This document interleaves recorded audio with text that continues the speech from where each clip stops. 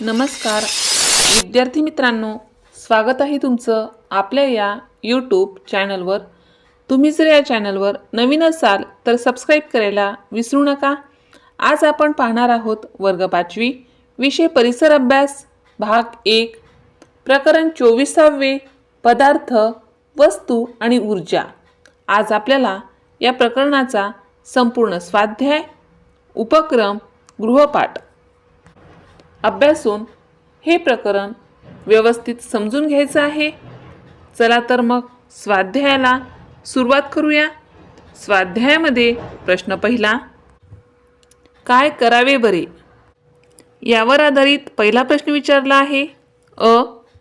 पाहुण्यांसाठी पटकन सरबत करायचे आहे, घरात केवळ खडीसाखर आहे। तर उत्तर, पाहुण्यांसाठी पटकन सरबत करायचे आहे आणि घरात फक्त खडीसाखर असेल तर ती बारीक करून वापरता येते। खडीसाखर मिक्सरमध्ये फिरवून तिचे पावडर साखरेत रूपांतर करा। ही पावडर साखर पाण्यात लगेच विरघळते। त्यात लिंबू रस, थोडे पाणी व हवे असल्यास बर्फ घालून लगेच स्वादिष्ट सरबत तयार करता येते। अशा प्रकारे वेळ वाचतो आणि पाहुण्यांना ताजेतवाने पेय देता येते। आहे, मक्याच्या कणसावर लावायला मीठ हवे आहे पण फक्त खडे मीठ उपलब्ध आहे।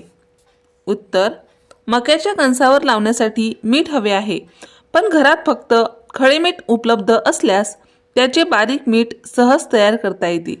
खडे मीठ खलबत्त्यात कुटून किंवा मिक्सरमध्ये फिरवून ते बारीक पावडर मीठ बनवा। हे बारीक मीठ कणसावर सहज लावता येते आणि चवही छान येते। अशा प्रकारे उपलब्ध साहित्यातून उपाय काढून काम सोपे करता येते।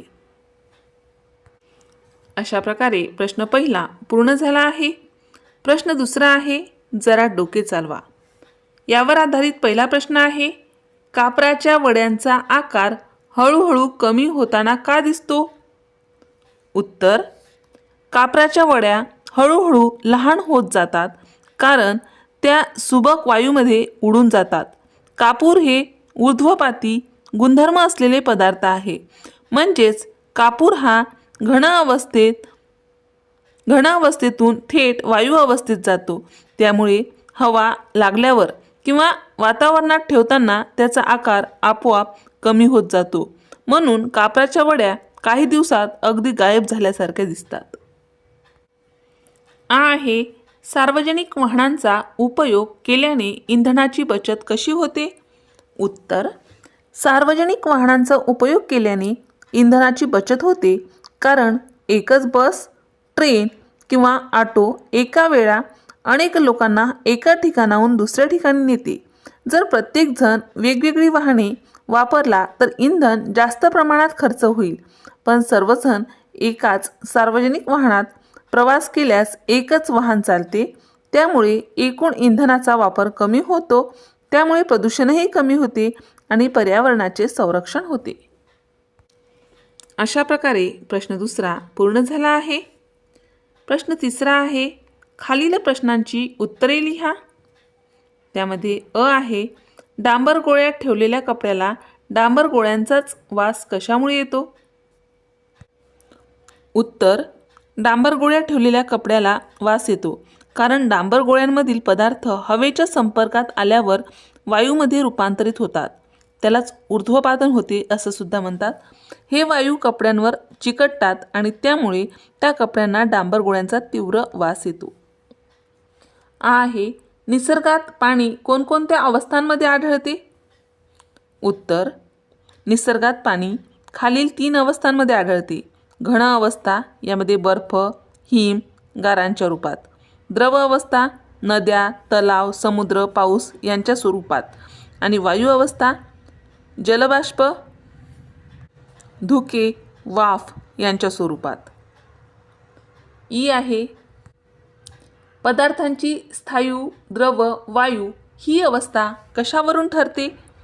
उत्तर, पदार्थाची घन, द्रव आणि वायू ही अवस्था मुख्यतः कणांच्या मांडणीवर आणि त्यांच्यातील अंतरावर अवलंबून ठरते। घन अवस्था कण एकमेकांना घट्ट चिकटलेले असतात, त्यामुळे आकार ठरलेला असतो. द्रव अवस्था, कण थोडे सैल असतात, त्यामुळे द्रव वाहू शकतात. वायू अवस्था, कण अतिशय दूर असतात, त्यामुळे वायू सर्व दिशांना पसरणारे असतात. म्हणूनच पदार्थातील कणांची रचना आणि त्यांच्यातील अंतर यावरून त्याची अवस्था ठरते. ई आहे, ऊर्जा कशाला म्हणतात? उत्तर, ऊर्जा म्हणजे कार्य करण्याची किंवा बदल घडवून आणण्याची क्षमता. आपण चालणे, धावणे, वस्तू उचलणे, दिवे लावणे, अन्न शिजवणे या सर्वांसाठी ऊर्जा लागते.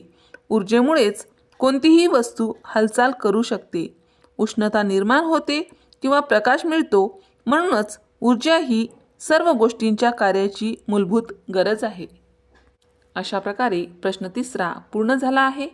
त्याचबरोबर आपला स्वाध्यायसुद्धा या ठिकाणी पूर्ण झाला आहे. आता आपण उपक्रमामध्ये दिलेल्या प्रश्नांचा अभ्यास करणार आहोत. उपक्रमामध्ये एकूण 3 प्रश्न दिले आहेत. त्यामध्ये पहिला प्रश्न आहे, मातीपासून विविध वस्तू तयार करा. उत्तर, उपक्रम काय आहे? तर मातीपासून विविध वस्तू तयार करणे. प्रस्तावना, माती ही निसर्गाने दिलेली अमूल्य देणगी आहे. मातीपासून विविध सुंदर व उपयोगी वस्तू तयार करता येतात. या उपक्रमातून सर्जनशीलता, संयम व हस्तकला कौशल्य विकसित होते. माती मळून योग्य आकार देऊन अनेक वस्तू तयार करता येतात. उदाहरण, दिवा, दिवाळीत वापरण्यासाठी, फुलदाणी, घर सजावटीसाठी. ह्या वस्तू सुकवून रंगकाम केल्यास त्या आकर्षक दिसतात. या ठिकाणी विविध चित्रेसुद्धा आपण दाखवली आहेत.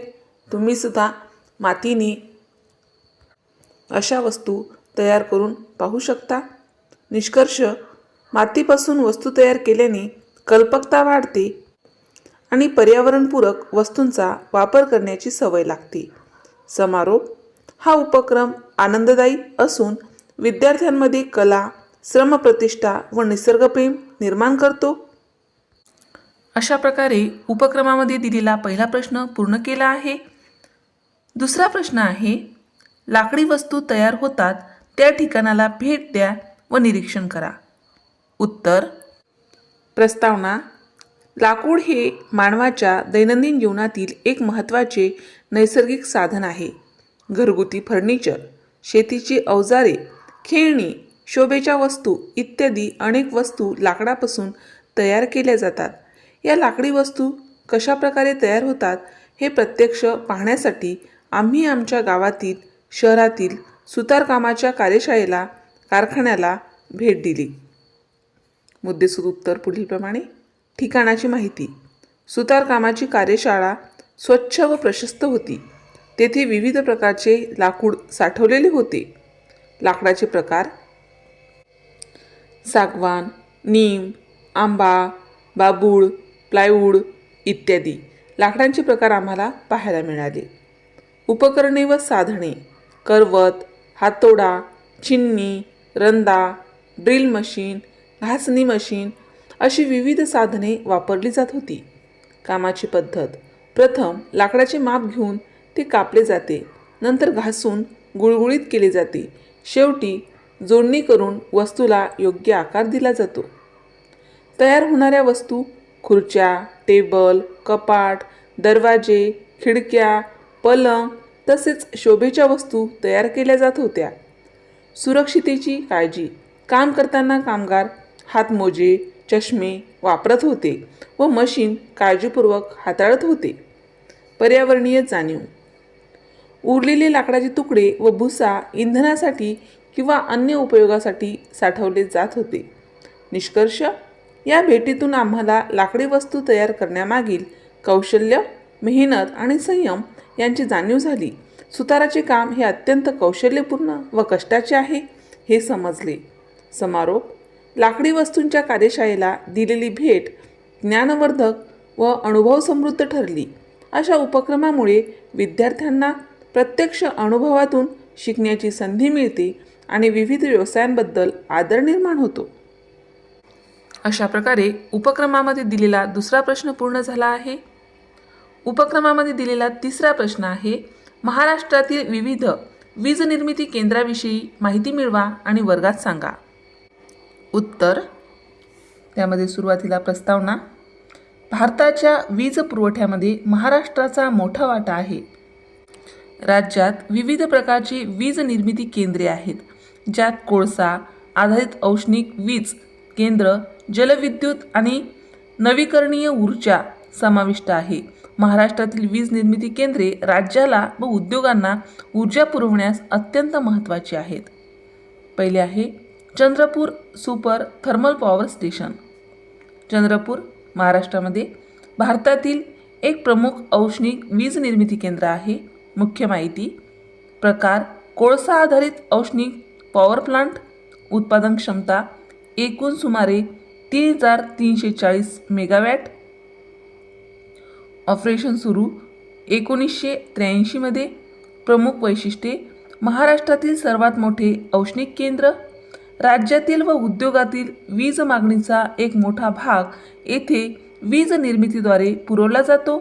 हे स्टेशन महागेनको म्हणजे Maharashtra state power generation company limited द्वारा चालवले जाते. महत्त्व: महाराष्ट्र राज्याच्या वीज पुरवठ्यातील एक प्रमुख स्तंभ. वीज निर्मिती क्षमता फार मोठी असल्यामुळे बेस लोड म्हणजे प्राथमिक वीज पुरवठा सुनिश्चित करते. आणि दुसरा आहे कोयना जलविद्युत प्रकल्प. स्थान आहे कोयना नदीच्या किनाऱ्यावर, सातारा जिल्हा, महाराष्ट्र. मुख्य माहिती: प्रकार जलऊर्जा वीज निर्मिती प्रकल्प, उत्पादन क्षमता महाराष्ट्रातील एक प्रमुख जलविद्युत केंद्र, ऑपरेशन 1954 मध्ये प्रकल्प सुरू झालेला आहे. प्रमुख वैशिष्ट्य: प्रकल्प 4 टप्प्यांमध्ये विभाजित असून जलाशयाचे म्हणजे डॅम जो आहे तो पाण्याचा लाभ घेत वीज निर्मिती करतो. जनरेटर भूमिगत पॉवर हाऊसमध्ये आहेत, त्यामुळे परिसराचा वापर सुरक्षितपणे केला जातो.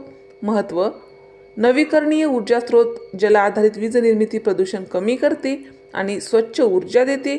वर्षभरात जलाशयातून वीज निर्मितीची सुसंगत क्षमता असल्यामुळे राज्यातील ऊर्जा संतुलन राखते. निष्कर्ष: महाराष्ट्र ऊर्जा निर्मिती केंद्रे विविध प्रकारची आहेत. Chandrapur super thermal power station हे राज्यात आणि देशात एक महत्त्वाचे औष्णिक केंद्र आहे, जे मोठ्या प्रमाणात वीज निर्मिती करते. तेच कोयना जलविद्युत प्रकल्प जलऊर्जा वापरून स्वच्छ ऊर्जा निर्मिती करते आणि पर्यावरणपूरक आहे.